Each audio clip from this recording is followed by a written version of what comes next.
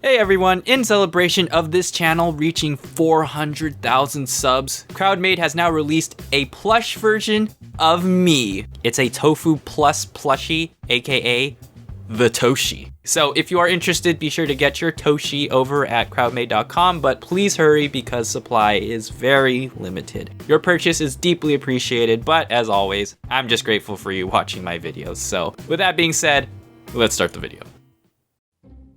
Alright, so question. Have you ever been bit before?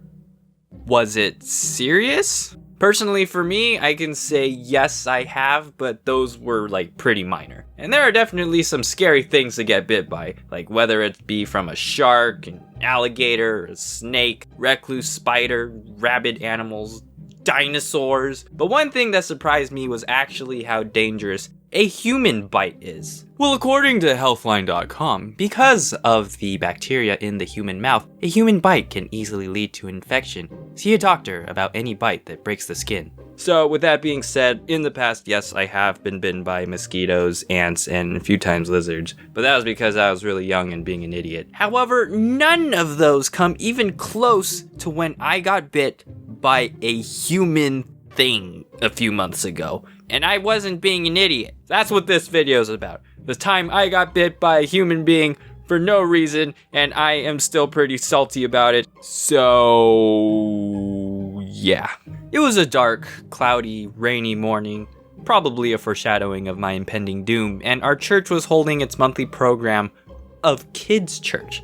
Now, before I go any further, yes, I do go to church. It's not a big deal, so don't ask me what kind or whatever. All I'm gonna say is that as long as what you believe teaches you to love others and doesn't hurt anyone or anything, then cool. You also may be wondering, well, what is kids' church? A smaller room, little pews, and a little kid comes out and gives a sermon about VeggieTales?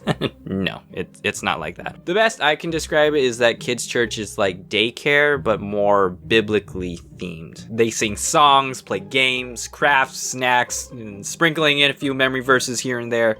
Kids' church. On the outside, it's actually a really good idea. I mean, the kids get to be engaged in programs that appeal to them because I'm pretty sure they aren't that interested in listening to a grown-up sermon. I know I wasn't. So, ideally, it sounds nice, but what it really is just a way parents can escape their misbehaving children by letting inexperienced, reluctant, older kids to deal with them instead. So naturally, some friends and I were chosen for this task. Personally, I don't have much of a problem with kids. Like, I've always thought that I was okay around them, and as long as they behave and do what they were told, then, hey, we'll get along just fine. Also, it wasn't the first time my friends and I have done it, so we figured this will just be an ordinary day of Kumbaya church. But nothing could have prepared me for this! I don't know if it's been scientifically proven that rainy weather is connected with kids' behavior being out of whack, but for some reason that day they were just out of control and they didn't want to do anything that we told them to do. Those two things are like the worst possible combination. They didn't want to sing, they didn't want to do the crafts, they kept running out of the classroom, which was honestly a safety hazard. You know how hard it is to be enthusiastic when they're not? Okay, kids! How about everybody stand up and we're gonna sing some songs? Guys, they're not doing anything. What do we do? It's really hard to smile and sing Father Abraham when all they want to do is dab and talk about Fortnite, and that was just a mess. So as you can imagine, our patience was running pretty thin at this point, especially for my friend whom we'll call Andreen. And she was just not having any of it. Like, I remember there was a kid that kept jumping up and down on the couches, even though we told him to stop, and eventually she just Singaporean style grabbed the kid and gave him eyes like, "Listen here, you little bean curd. If you do that one more time, I will destroy you." And I believed her. But, Andreen, you can't really say that here at church. Please don't hurt me. Now don't get me wrong, the Lord was testing me as well through this one kid whom we shall call Steve. Man, of all the misbehaving kids, he was probably like the worst. On top of being rebellious, super hyper, and should I also mention that he was the one jumping on the couch, he was also very fond of inflicting pain at my expense. Particular favorites were stomping on my toes and punching me. And they weren't soft punches either, and unfortunately with his height and my height, often his punches were perfectly aligned with my, yeah, I was, pretty vulnerable. I did what I could at the time. I took him aside, firmly told him not to do that anymore or else I will get his parents involved. Unfortunately, that's all we were allowed to do. We pretty much did that with all the children, thinking that that should get them to calm down because, it definitely worked for us when we were kids, and that is how it should work, right? No? It's just me?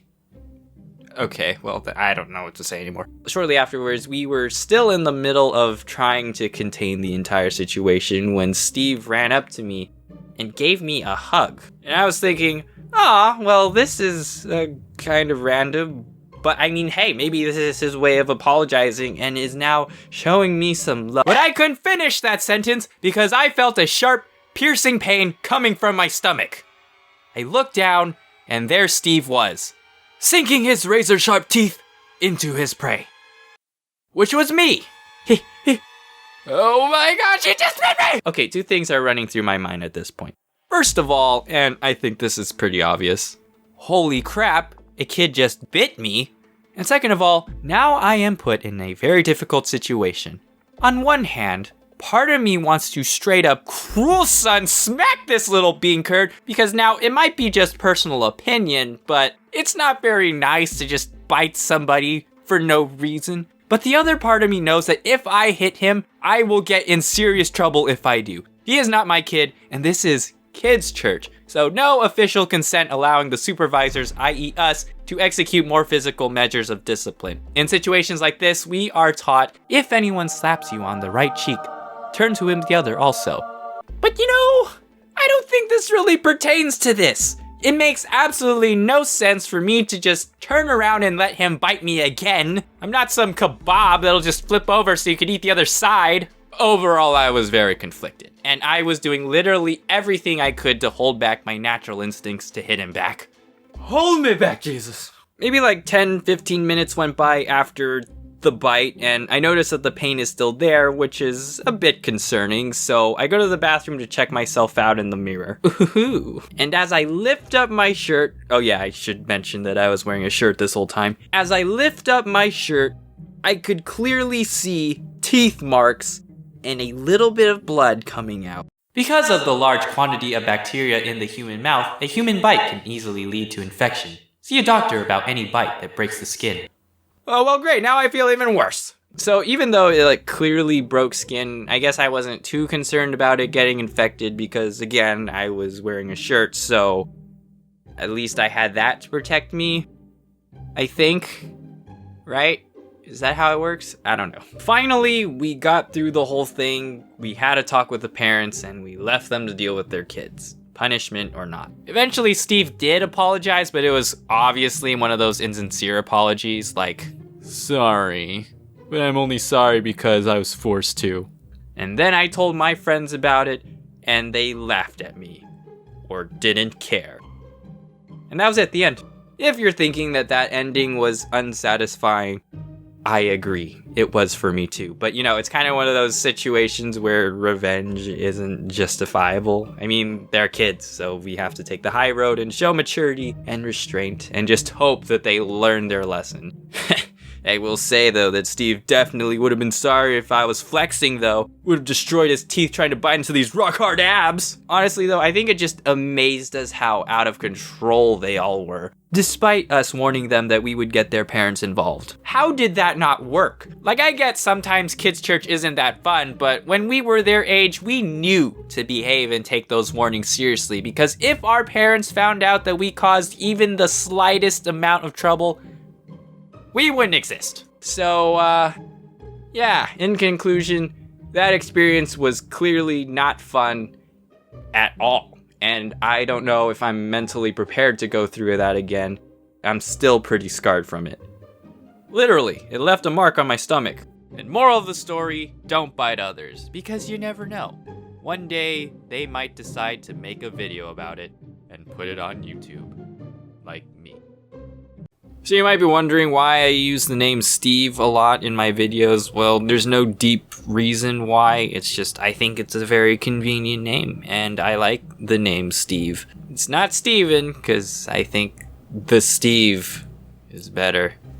That's a joke. Quick note about the Toshis, if you were to buy a Toshi, is that the tongues will be red if you were to purchase it. It's just the one that I have is one of a kind, so can't have that one. In case you're wondering why it sounds so noisy in this recording, if it turns out to be noisy, is that I have fans going on right now because it's just really hot. So I'll just make this really quick. Thank you all so much for 400,000 subs and supporting this channel. I will see you all in the next video, which should be soon, hopefully. But until then, stay safe, wear your mask, and stay young.